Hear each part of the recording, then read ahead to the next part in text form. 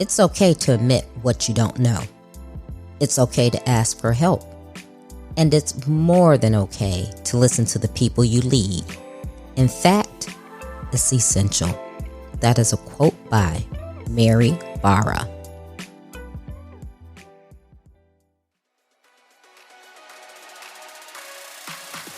Welcome to Trina Talk. This is the podcast where guests share their stories of pursuing their passions, living a fulfilled life, and empowering others. Each week, I talk with inspiring leaders, business owners, and people with amazing stories from around the world in unscripted conversations as they share their successes and failures. This podcast is all about empowering you to keep striving in your personal and professional life. I am your host, Trina L. Martin. Welcome to episode 178. I am delighted to announce that I'll be speaking at Women in Tech, Texas on 19th through the 20th of May, 2022. This event offers an immersive educational experience for like-minded women to access proven strategies and tools to support them in their mission to achieve their career goals. Registration is now open. Book your pass today and secure a 15% discount with my special discount code. And that code is WITTSPEAKER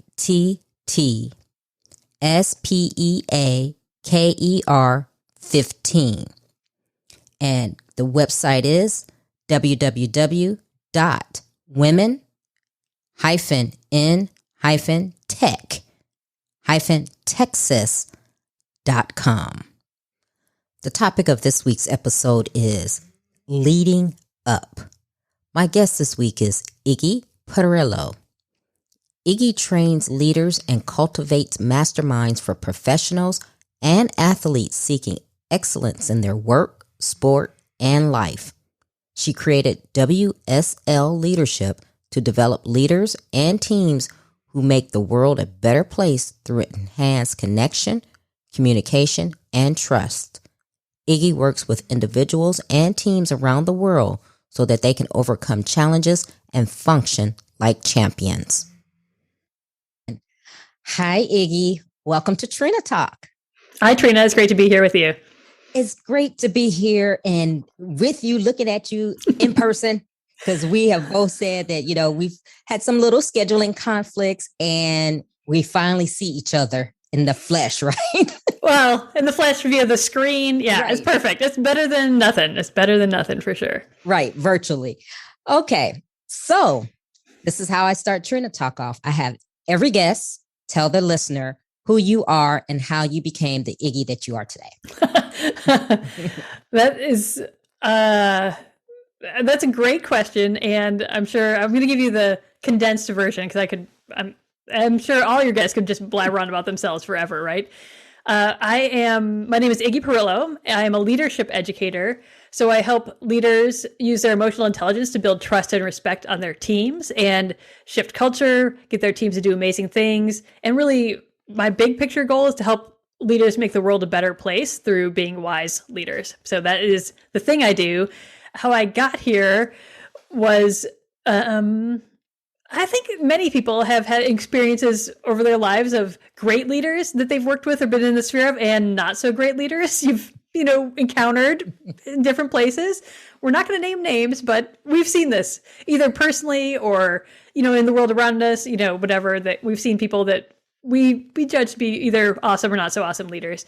And I worked in the space of leadership education for a long time. Specifically, I started my big chunk of my world is leading expeditions into the wilderness that were leadership development expeditions. So you bring together a group of strangers, often, sometimes a group of people that know each other from one organization or school or whatever. Often young people. My favorite age was sort of this college age, maybe late high school, early college age, young adults, often for this employer, and help them understand their leadership voice, understand how to be leaders, understand how to literally enact leadership for themselves with emotional intelligence, with trust, with respect, with all these pieces, because we're on a trip, we're on an expedition together, we're in the wilderness, we actually need to get places, we actually need to set up camp, we need to make dinner. It's not going to happen by itself. So there are all these extremely tangible opportunities for people to have these really meaningful, like, get things done. Like, if we got here or we didn't, right? It's pretty obvious, but also add this layer of, well, cool, but how are we doing this? Like, how is my leadership? How are you interacting with the team? Are you being authentic? Are you being what you think a stereotype of a leader should be? Are you falling into one of these sort of negative stereotypes or not? So I did this sort of work for many years and then added more employers along the way and more employers along the way. And then at a certain point, realized how I think leadership education should be done is maybe I have my own spin on it. I'm a firm believer in the mastermind as a format for leadership development. And so bringing together people to talk specifically about what leadership means to them, what it matters, what it is happening for them as a leader, but also the nuances of their situation. It's so different to be, I think, a leader in a really traditional corporate environment versus a leader in an organization that has a lot of volunteers or a nonprofit or just kind of different spaces, or a leader in your family or a leader in your school or a leader, in your club or your sport or your, all these different places. So that is sort of the basis of why I have the organization, why I have the business I have, but also what led me to be here now is that I think leadership education can be done in a way that's very human and very personal. And there's this place for a webinar or a lecture or a book or, all those have their places. But I think you don't get to the really deep transformational leadership until you engage in a deep transformational personal way. And that's, I think, where masterminds fit into this landscape of leadership education. And so as an experiential educator in the woods and now on the screens and with people, that's, I think, not the shortest, but a short story of how I got to be here now, doing leadership education and investing in people to be better leaders so they can make the world a better place. I love it. Okay, so leadership is my thing. I don't know if you've known or not, but I spent 30 years in the Navy and I was an officer. And seeing that we lost Colin Powell yesterday, who was a big mentor of mine, that I loved and kind of learn from his leadership principles, but leadership is so lacking. I've had good leaders, I've had poor leaders, and it's amazing because you get people who get promoted to leadership positions because they were a good widget maker, all right? And it doesn't necessarily mean they should be in leadership. Oh, absolutely. Mm-hmm. So what you're doing is I'm like, oh my God, yes, this is great. Tell me and tell the listeners, what are you seeing when you go out there and you get people, whether it's corporations or individuals, that come to you and say, okay, I want to improve my leadership or whatever. What are you seeing, the mistakes that you're seeing, and how are you correcting those? I think there's this funny part where people don't say, I need to improve my leadership. They say, my team is having some troubles. Or they say, there's a lot of conflict happening. I don't know. I'm like... And I would say, I would add this layer of, there's a lot of people resigning and quitting spaces, and that's another reflection of leadership. Any space that you might be in, if people aren't willing to work with you, and the work for you is a weird power dynamic, by the way. But if they're not willing to work with you and leaving, this is something's going on with your leadership and or the history of leadership and how people are treated, and with these different facets of whatever space you're in, right? I think people come to me because usually they're there's some conflict happening. That's sort of where they start. That's the beginning of the conversation. I'm having these conflicts, things aren't going right, or they'll say, the culture here seems off. The culture seems toxic even. They'll sort of kind of go to one of those two, either it's specific conflicts or the culture isn't great in some way. And so once you sort of get into, not why are you so terrible at leadership, but what is causing this? What's actually going on here? And I like to have people step back for a second and we jump to judgment really quickly. We're like, well, if it wasn't for blah, blah, blah, or if, someone else wasn't doing this, then everything would be fine. Or they're terrible at this, or maybe all true. And what is actually happening? What are the behaviors you're actually seeing? What are the things that are actually going on, maybe that are obvious, but also under the surface? What are these undercurrents that you're like, well, no one makes eye contact. I'm like, interesting. Okay. That's a different piece of information than everything's toxic here. Those are different things and feed into each other, obviously, or, where the judgment is it's toxic. The behavior is no eye contact, or every email is in all caps with 12 exclamation points. Whatever it is, there are these things that we see that we try to, we judge, or we try to jump right to solutions. So I think that's where I kind of connect with a lot of people. And often there are folks that I think, like you're saying, people get promoted based on tenure. Like, oh, you've been around here 5 years? Cool, you're the manager now. And people are like, just because you are great at your job doesn't mean you're a great manager. And so I've spent a fair bit of time with people in this sort of rising leadership or emerging leadership within organizations. And I think many organizations are smart. They're like, oh, well, these people know this world. Let's promote them. Let's like move them up. I think there's like, it comes from this sort of place of like, well, if they know what's going on, they'll be better leader because they know what's going on versus often someone who isn't from the organization or whatever reason, like it makes sense. And that doesn't mean their skills aren't all ready for that. And so, I mean, there are sort of things around leadership. I think the challenges I see that when I get down to it, like what are the challenges that their behavior isn't super authentic or they come off as trying to be something they're not. And I would say often there's this leader stereotype of like, I need to yell at people and they need to do what I say, or, not yell at them. Like I tell them, they do it. Like that's leadership, right? And you're like, no, it's not. And especially if you're getting promoted within an organization, suddenly you have peers that you're in charge of, which is a very awkward situation for some leaders. They're like, oh, wait, this is my buddy, but now I need to make sure that they're productive enough or meeting benchmarks, whatever it is. Like I'm in charge of them, whatever that looks like in the organization. And that's super uncomfortable and awkward.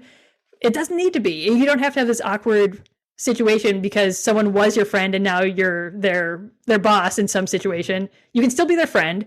You can still be their boss. You can still hold them accountable and you can still have a positive relationship through all of those. So I think people try to jettison this relationship too quick that they have with people in order to act like some weird leader stereotype often, or what they think a leader should be like, or what they think is rewarded in leadership from their organization, which is another kind of tricky, messy layer to this whole thing. Oh, yeah, I absolutely agree. And the like you said, the widget maker, I call him the widget maker. Yeah, absolutely. I know exactly what you mean. Because just because you're the person who, made the widgets well, and, let's promote them. And then people are going, oh, how did this person get into this position? And then that's when you start seeing people quit and then they don't know why, or it's just a whole mess. Cause I've been a victim of it too. Military, private sector wise, I'm going, wow, how did this happen? It's like I could bring my 4-year-old in who had more leadership than this person, and it's so sad. But it's funny you say how when they contact you, it's yes, something's going on here. Don't know quite what's going on and we need you to fix it.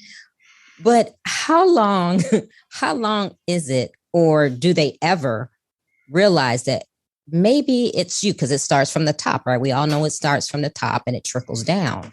How many people realize that? Or do you have to just kind of say, it's you? It's a mix. It depends on the person and the situation, obviously a little bit. But I think especially when people say, oh, the culture here is so toxic. And my question that I don't ask, but in my mind is like, what are you doing to create such a toxic culture, right? But, that's not question number one. Usually you have to get to know people and build some rapport a little bit. But I think when people realize, and sometimes they come in and they sort of inherited, like they feel like they've inherited a toxic culture. They're like, oh, this is how it always is here. Or there are certain industries or organizations where like, well, this is just how we work. And I'm like, It sounds terrible and no one likes it. And this is how it is.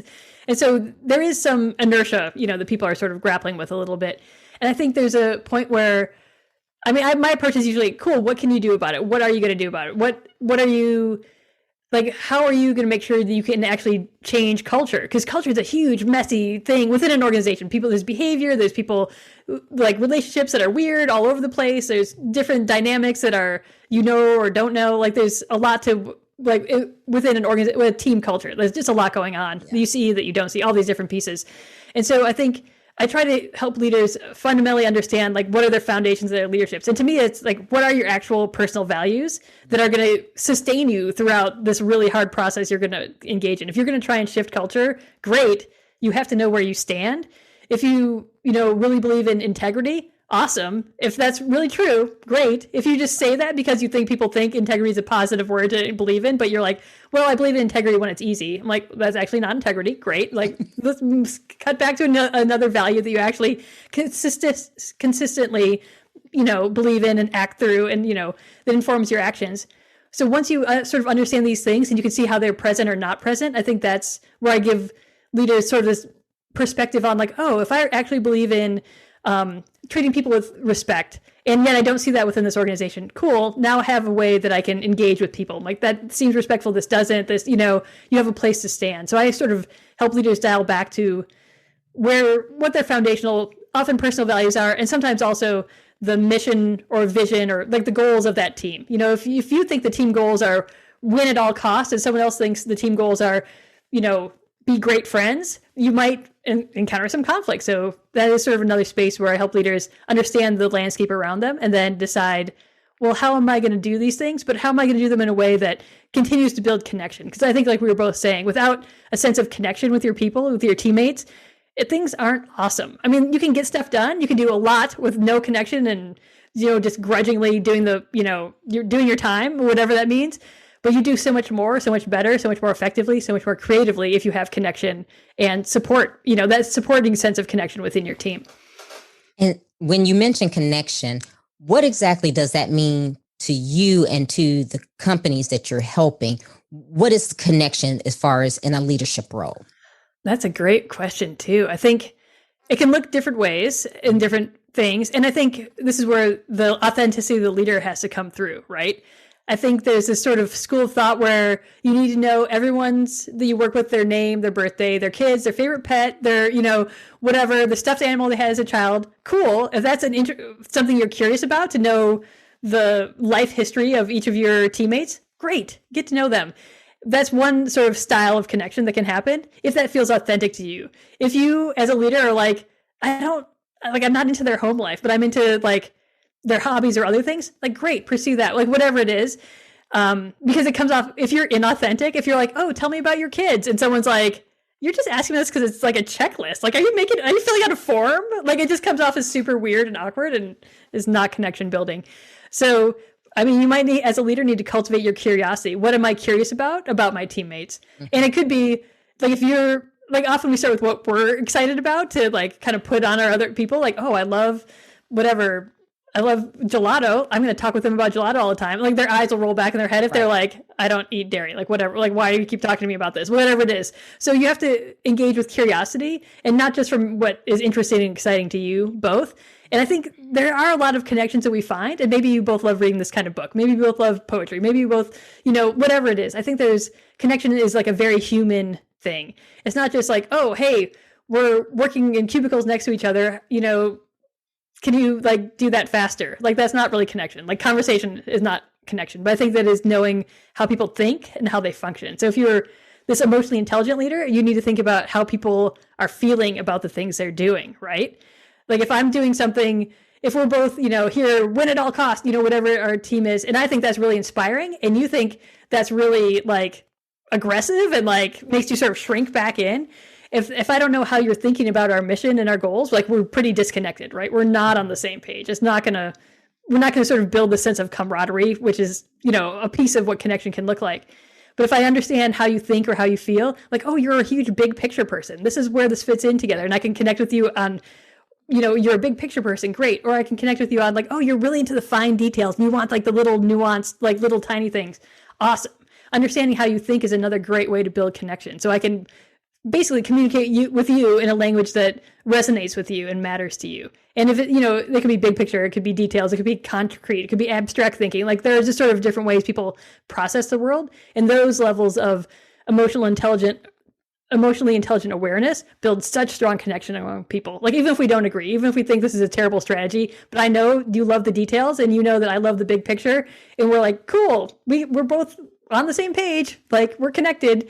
We don't necessarily have to agree on everything. We just need to know how each other are coming at it. And I love what you're saying about the connection piece, but to be connected, it does require being authentic, having a level of, I would say, emotional intelligence, but not even that deep, but just a sense of caring, and not just about yourself. And I've talked about this before on the podcast, and I give this example of, I worked this job. I had this second line supervisor, so my boss's boss. And the guy was like just wicked, right? But he would see me and he would say, "Hi, Trina, how are you and your two boys? And I'll say, I don't have two boys. Oh no. Yeah, and he did this several times after the first time I'm telling him this. And so it got to a point where I was like, you know what? Screw it. I'm not going to even bother correcting him anymore because he doesn't care. It's not authentic. He doesn't care. I've told him this a couple of times and I was just like, oh, why even say anything? I would have preferred him just to say, hey, how are you and your children? Then how are you and your two boys? When I told him I didn't have two boys. And then the next time, he repeatedly did this. And I was just going, this really proves to me that he doesn't give a damn. Absolutely. Your relationship was like, it made it worse. It made it worse. I can see it in your face. Like it made it so much worse. Yeah. Yeah. I was just like, oh my God. And, and then of course, other things happened with him that really proved that. But I was like, oh my goodness. And then at the same place, I had a first line supervisor who it was all about him. And he was totally out of touch. So I would eat lunch at my desk. And, we know what time people take lunches, 11 to 1, whatever. I'm at my desk eating lunch. That's when he decides to come out of his office because I'm pretty sure he was done with his lunch. Goes, hey, how's it going? Blah, blah, blah, blah. And I'm going, I'm trying to eat my lunch. I don't want a small chat with you. This is my time. If you want a small chat, come back to me after lunch when I'm on company time. And then it just got to a point because, again, it was all about him. It got to a point where I just had to start ignoring him. When he come around, I wouldn't even turn around to acknowledge him because I was just like, this is so frustrating. Because I'm thinking, okay, you're talking about nothing, which is taking up my lunchtime. And then he would go into this whole thing about, well, because he knew I was in the military. Well, in 1872, blah, blah, blah, blah, blah, blah, blah. And I was like, I don't care. I don't care. Like a totally terrible effort at connecting in every way, exactly. In every way. It is like, and I'm thinking, okay, first of all, God, I served for 30 years. I don't care what happened. And then he would go, well, I have 2 degrees in military history. And I was like, so what? So yeah. What can you do with people like that? Because I think just as a whole, in companies and organizations as a whole, I think leadership training is lacking severely. I 100% agree with you there. And when they do leadership training, it's like, hey, well, here's how to be more efficient at your processes. Here's how to be a project manager. Here's how to do this, other thing or whatever. But they don't always get to the here's how you are emotionally intelligent. Here's how you are like a wise leader, not just a productive leader, whatever that means. And I think there's this funny part where they're like, well, to get your team to be more productive, you need to get to know them. And so they're going to blabber at you about small talk about military history, like some other thing. But in their brain it's like, this is step number 27 on my productivity checklist. And you're like, oh my God, this is not helpful. Or it doesn't even sound, not very aware for sure. And and your other person just sounds like dehumanizing, like, how are your 2 boys? And you're like, you're, and people make a mistake, fine, whatever. But repeatedly, I'm like, oh, that just is galling. Come on, get it together. But I think there's a place where there's this fun, amazing concept called leading up, right? Wherever you are within the organization, whatever your role is, sometimes you need to be the one training your leader to lead better. And I think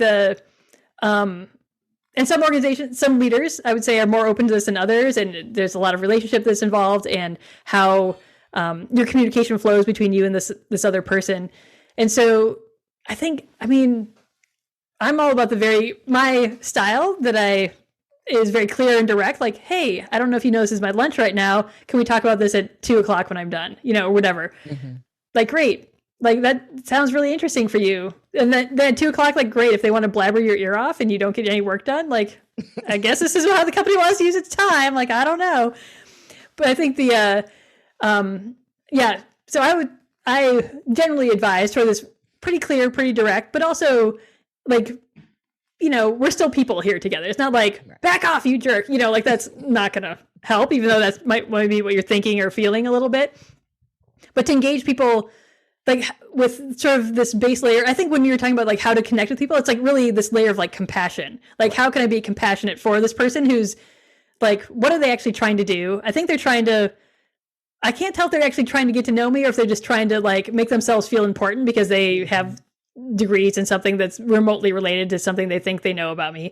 Like, okay, cool. If this is a conversation where our goal is to make you feel important, let's do that on company time, definitely. If this is, like we need to connect and hang out, like actually what I need right now is to eat my lunch and like decompress a little bit and to be ready for the afternoon or, to take my break, whatever it is. Right. Like I think there are reasons why people have breaks in their day. They actually do work better when you take a break and step away. Obviously eating is important, like obviously taking care of yourself, important things.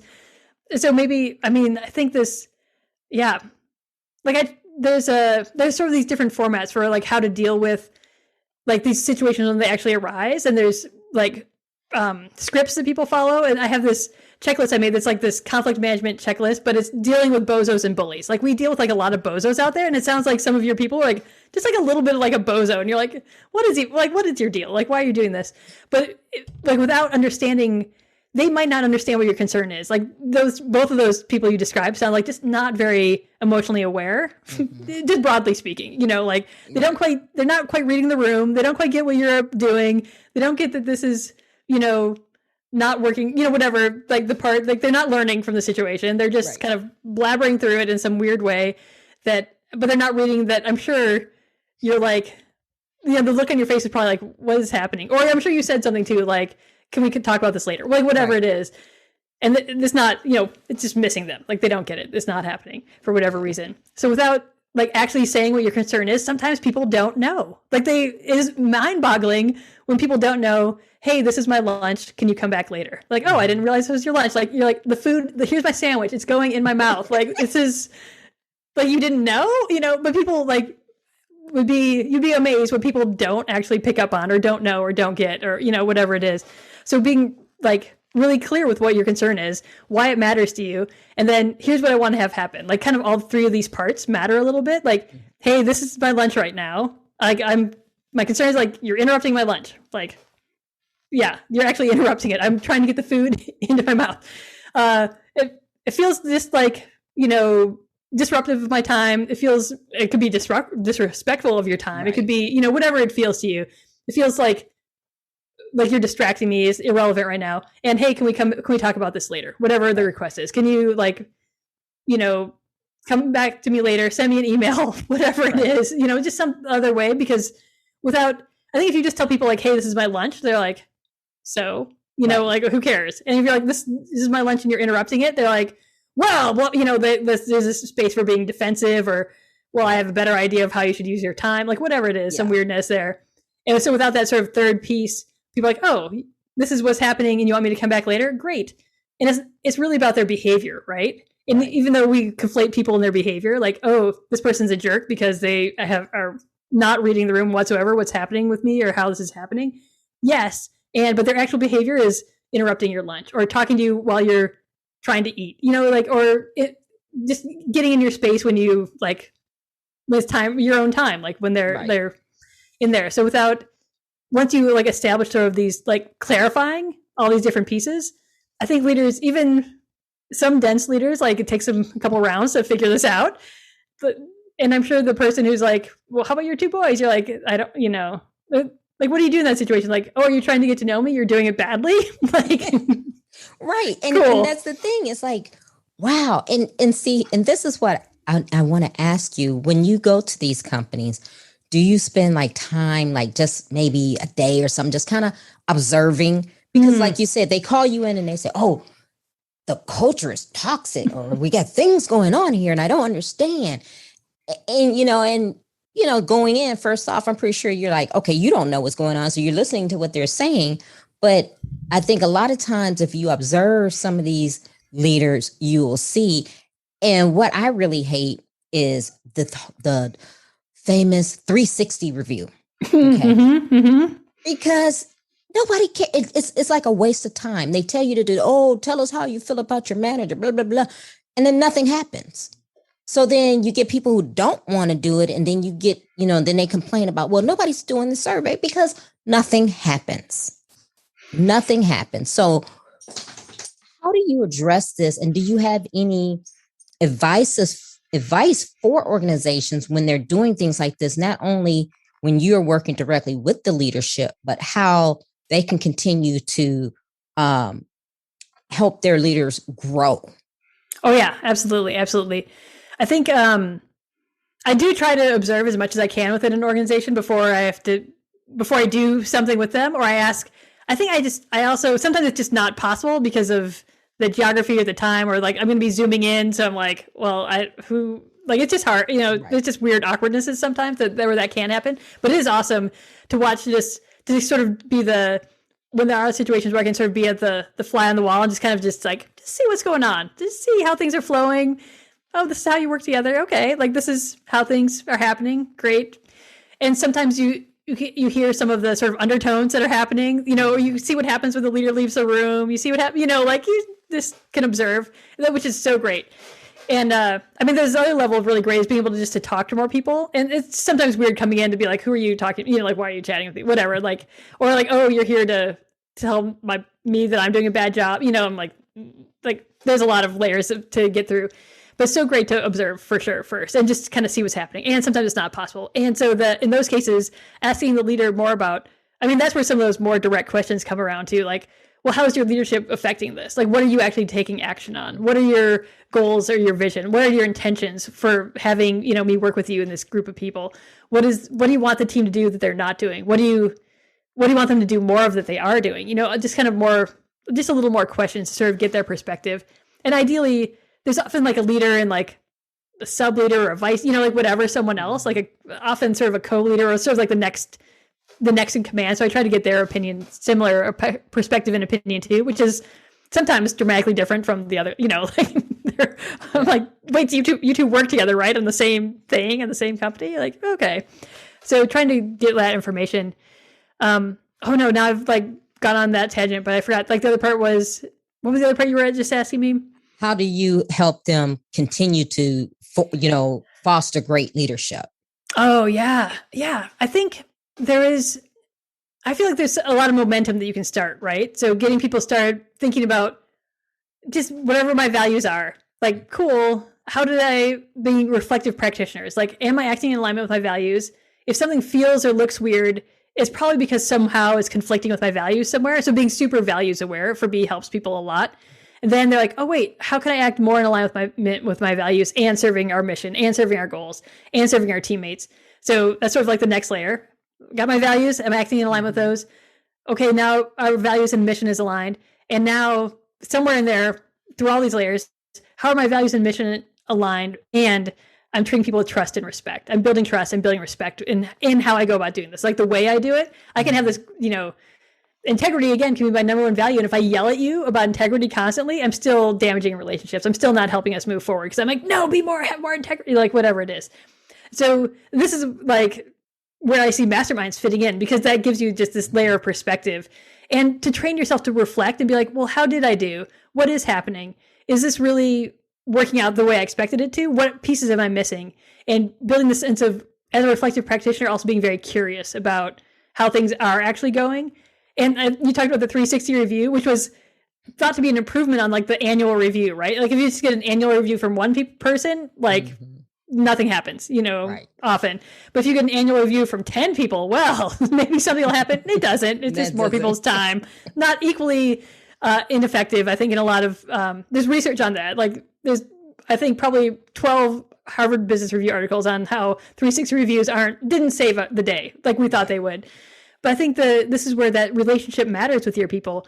And I know some people sort of have diffuse chains of command, right? Well, I guess I'm in charge of these 40 people, but they're not my direct reports, but they kind of are. And, it's just a little bit of a mess. But unless you understand how people are doing and how unless you know them and have that relationship and connection with them, this is where connection comes back in. You don't really know how they're doing.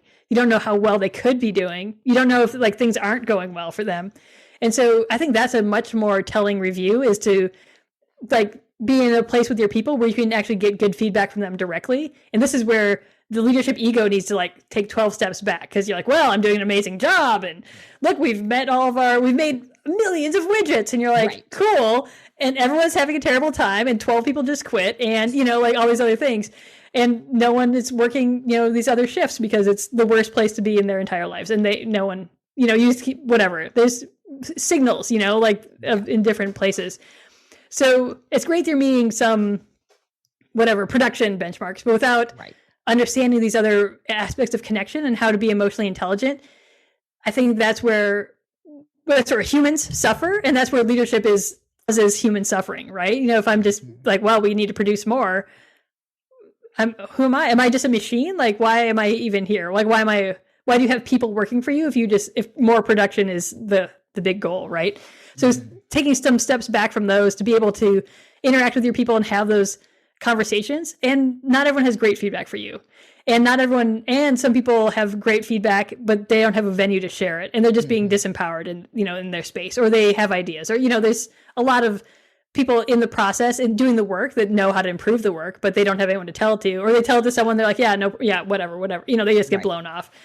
And I think there's, but in spaces where a leader can be open to that feedback and do a good job of soliciting it that let people know that if you tell me I'm not doing something well, I'm not going to fire you right now. Like, you need to have a level of like, we're on the same page here. This is going to help us all do better if I know how to do better as a leader, and then I can serve you better as the teammates, and then we can all do whatever we're doing better together. But yeah, I think ego gets tricky for some leaders in that space. Oh, definitely. Now, tell me about your masterminds, because you say not only do you work with professionals, you work with athletes. So I'm curious about your work you do with the athletes and your mastermind. Yeah. So I know the word mastermind is out there in the world, and it means a million different things. So when I say a mastermind, what I mean is a small group, like 4 or 5 people, so very small, that meet together regularly over time. And my schedule is twice a month and 6 months or a year, like long time frame. And so within that group, the people stay the same. And the big umbrella is usually leadership, but I try to focus it on if it's a group of, like, I try to get either a cohort that's similar or of similar work or sort of similar goals in different ways. So they might all be athletes. They might all be leaders within athletic, disciplines or within athletic realms, or they might be leaders within a corporate space or leaders within a nonprofit space, for example, because then they suddenly have levels of connection that are really, like, they can cut out a lot of the small talk. It's like, oh yeah, we're all on the same page. Like, they don't have to start from ground zero. They're like, 3 steps along the way already, because they speak the same language. They understand each other's process and where they're at and how they're operating. So I bring these cohorts together, and it really is about what their challenges that they're facing in the moment are the venue toward, cool, well, how can you be better in every moment? Like, oh, you're feeling stressed because your boss comes in and blabbers at you during your lunch. Cool. Let's talk about what does that say about how your boss is operating, but also how the power dynamics are working out, or how you are communicating, or how the boss is communicating, or what the expectations are for this organization. And so through that, like, small situation, like, we could talk about that for like an hour and blah, blah, blah, like, that's not exactly what will happen, but that is like a window into how you're thinking about the situation, but also trying to understand how the other people are thinking about it. And then you're like, great, so I've solved this. Like, cool, your homework is to go have this conversation, blah, blah, blah. Great, you go do it. The next time we come back and you're like, oh, I had this conversation. Here's what happened. It was great. It was weird, whatever. What can we learn from that? So you're constantly training people to reflect and, like, develop their practice as a leader, while at the same time dealing with the very nuanced situations people have. Because if your boss coming to your desk and being, blabber on your time, can look very different than someone else in a different organization whose boss comes in and is like blabbering their ear off during their lunch. It just, depending, if you're on the factory line and you're like literally trying to put stuff together and someone's, in your ear, it's going to be different than like, hey, I need to get back to like writing this, like, whatever, copy for this ad, or so, it just is different and sort of different vibes in different places. So having people understand what's going on for them specifically and personally helps them understand how they're leading up, leading down, like leading across within their organization. And so that's how the meeting over time gives people chances to try new things, reflect, come back, try new things. And you have this cohort of other leaders in the same space around you, offering ideas, offering suggestions, kind of helping stoke your curiosity sometimes. Like, if someone comes into one of my groups and they're like, oh, I have this person, they're just driving me crazy. Other people can be like, oh, I had a similar person, or like, have you thought of this? Like, is this what's going on? Have you considered this thing? As sort of avenues to explore that challenge or explore that relationship a little bit more. Do you know them? Did you just tell them, hey, how are your 3 girls doing 12 times? And they're like, I don't have 3 girls, like whatever it is, like people inspire this level of curiosity that's super personal though. It's that situation, it's those people. And that leads to really transformational growth and change for leaders because it is so personal and reflective and continues to build people's confidence and sense of their abilities, but also like a layer of authenticity, right? If you're sitting in this room with 4 people, a Zoom room with 4 people, and they know you, they've seen you over time, and suddenly you're like, well, you know what? I decided to bring everyone lollipops today. And people are like, that doesn't seem like you. Like, that's weird. And, like they'll see through a little bit of, as they get to know each other, what's weird, but also push you to be like, yeah, you totally should bring lollipops because here's how you need to like deliver that. So it comes off as authentic to you. Like it doesn't, it's not prescriptive, but it's hyper personal. And that's where I think transformation really happens within the mastermind group. Oh, nice. And with your athletes, and it's funny because when I think of an athlete, especially a professional one, I think of a form of leadership because you think that's what has to happen, especially when you're in that space and you're dealing with type A people and things like that. So how do you work with them specifically in just whatever training, masterminds, in all the ways? Yeah. A lot of my work with athletes has been in the team context. And so I find that teams, even though you think like we're all on the same page, we all are doing the same thing, we all, we know what our plan is. People come at it from a lot of different perspectives and with a lot of different values, and they're not always on board with how it's being done or what the goals are. If one person says our goal is to crush our opponents every time we're on the track, and someone else is like, well, yeah, but our goal is also to be like a cohesive group together and really do more because we're a cohesive, supportive team. Like, yeah, those can both happen, but that can also be sort of space for a riff, where people are like, well, I'm here to enjoy myself and have a good time. Well, I'm here to be really aggressive, like as these kind of distant stereotypes, right? And bringing people together is fascinating in those conversations. And sometimes with athletes, often I'm facilitating a conversation with the whole team, right? The whole group around you're all different, unique people. You all bring different places, different perspectives, you're from different spaces. But what are your team values? Like, what is your team value together that makes this team unique and special with this group of people in this season, in this year, in this time? People come and go, like whatever. With this group right now, what is unique and special? And what are the values of this people, of this group of people? And often someone somewhere in this process will say like, well, I want us to be like a family, which is this huge like ding, like, well, what does a family mean? Like, what is, like, whose family? Like, what does it mean to be a family? Does that mean tolerate whoever, even because they're like the black sheep? Or does that mean like I have to drop everything when they need a ride to the airport? Does that mean, like, what does this mean to be a family in this context? So families is kind of, and I think that's like in the corporate environment, like becoming more red flaggy when your corporate environment says, hey, we treat everyone here like family. I'm like whose family? What's family? Like, what? It comes from this place of like, oh yeah, it's a positive, warm, like whatever, lots of hugs. And you're like, I don't think so. Like, I don't think that's really what is happening or what you mean, or, it's kind of weird messaging sometimes. So when I'm working with athletes too, even though they seem like they're like the easy part is like things are really tangible, like wins and losses, points scored, like there's a lot of very tangible metrics and people know their role in a very specific way. Like, I do this part, like this is my job. Like often those pieces are super clear. Yet I think with any team sport, like so much communication needs to happen, and there's actually a lot of trust and respect that needs to happen. And when there's not trust among teammates on the athletic field as well as in a corporate environment, things don't go as well as they could in whatever metrics you're measuring by, either how people feel, scoreboard, widgets, like whatever it is. And so like working with athletes means sometimes building the sense, not the sense of trust, but building avenues for trust to happen and avenues for people to communicate clearly, which sometimes is like, what are our values? How do we want to communicate as a team? What is okay in this space? Because sometimes it just hasn't been defined. And I think you mentioned before that leaders aren't trained to be leaders sometimes. And I think sometimes people aren't necessarily trained to be teammates sometimes. They're not trained to be great followers. And so I work out both of those sort of concepts in terms of how to help these people accomplish their goals in a way that's sustainable and healthy and, effective also fundamentally. Wow. That's amazing. And you said sometimes athletes are not team players. They were, and it's interesting because you would think being an athlete, especially, as long as it's a team sport, not a solo sport.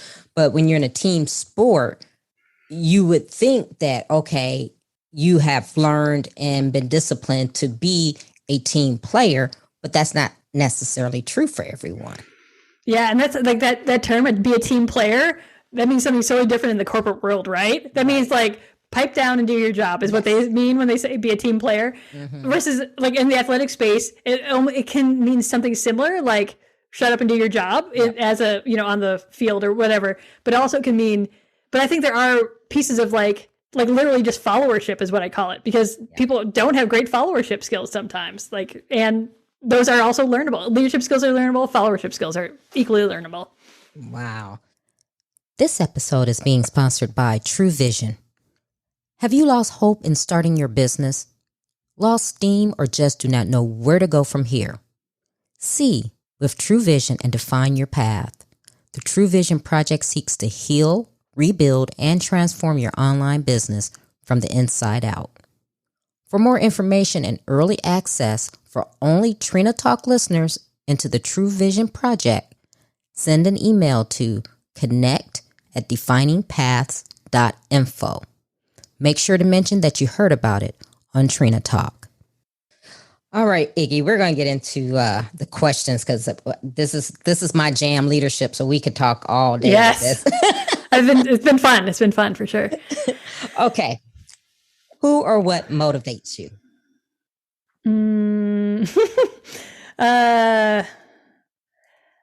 I am motivated by seeing people have that sense of accomplishment after they do something. So I know they're facing a challenge in whatever venue, like obviously leadership is mine. When I see them take action and come back and be like, it could be that wasn't that bad, or they could be like, I did that thing. Like that sense of, oh, that's a part of me now. I have this capability is super motivating to me. Mm-hmm. What demotivates you?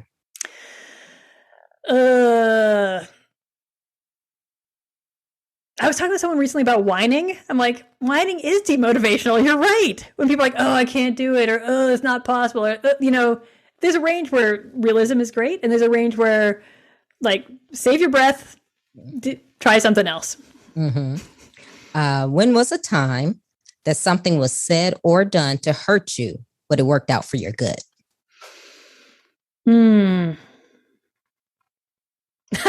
I remember a leader that I respected telling me that I was too sarcastic once, and I probably still too sarcastic, but at the time I was like, no, I'm not. And I argued about it. I'm like, I'm facetious. It's totally different than sarcastic. And like, it just got super ridiculous about it. This is not recently, by the way. This is some past learning I've had a chance to reflect on.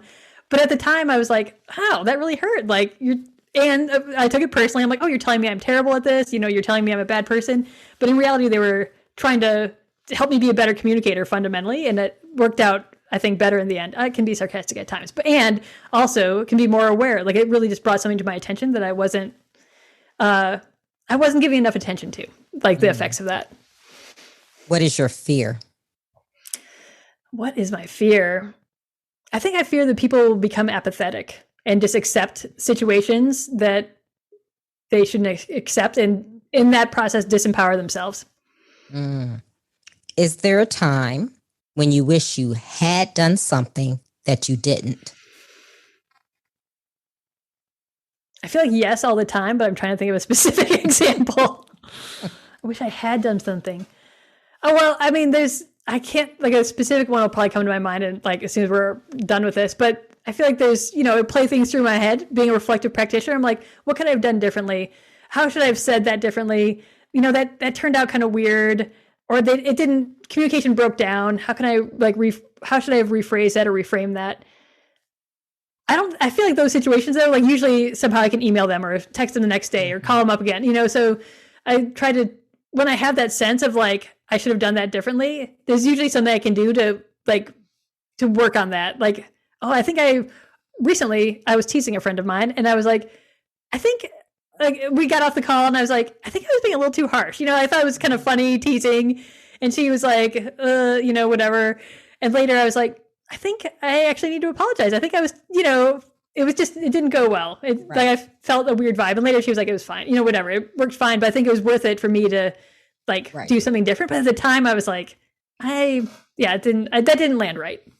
I've had that feeling for sure. Is there a time that you wish you had not done something? I'm sure this is another one where I'm sure yes. Wish I had not done something.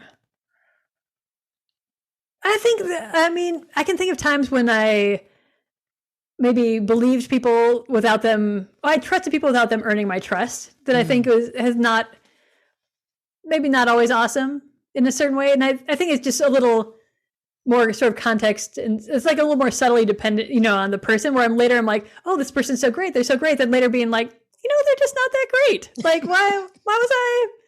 I mean, I can see why I thought this, and that was a bummer that I trusted them, or thought that they were really someone I should be supporting. And I'm like, they're not. Like, that's a bummer that I did that, and that reflects on me and my choices and whatever. But yeah. What is your definition of success? Crushing it all the time. Not at all. Because success is. Well, I mean, I don't know if this is a great answer, but success is happiness. And happiness is striving, so success is striving. So after you're doing all this training, how do you recharge? I read a lot of books.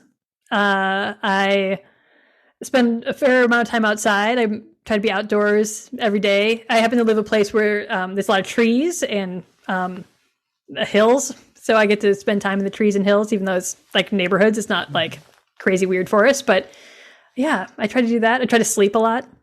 Try to, those I think are what I do to recharge. I watch a lot of movies too. That is maybe more the guilty pleasure. What are you awesome at?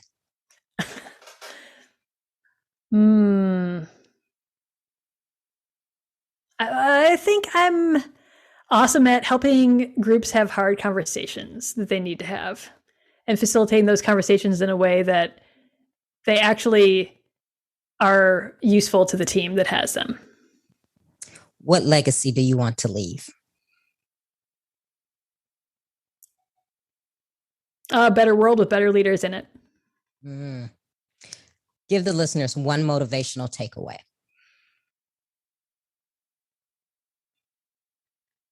Well, so I'm boiling it down. I think no matter who you are or where you are or what role you have within a food chain or a team or an organization, you can do things to make it better. And they might seem small or they might seem subtle, and they still matter. And so you can do those things, and you can make things change. You can make change happen. You can make things better. You can be a positive influence on the people and things around you, no matter what, no matter who you are. Tell the listeners how they can connect with you if they want you to help their toxic culture. Right. Or if they don't have leadership challenges, but like there's weird stuff happening. Right, exactly. They can find me online most easily. I'm at wslleadership.com. And that has all my things there and ways to find me, my upcoming masterminds, my workshops, my writing that I do, articles, all the things are found there. And literally people can just email me. I'm very, very much on the email, and I'm Iggy at wslleadership.com. I don't mind telling people that if they have questions or ideas or concerns, really, I love talking with you. I love talking with people. I love connecting and helping people lead better and make the world better. If you like Trina Talk Podcast, please don't forget to go out to iTunes and rate it 5 stars and leave a review. Also, who else in your life do you know that needs some motivation and inspiration in their life?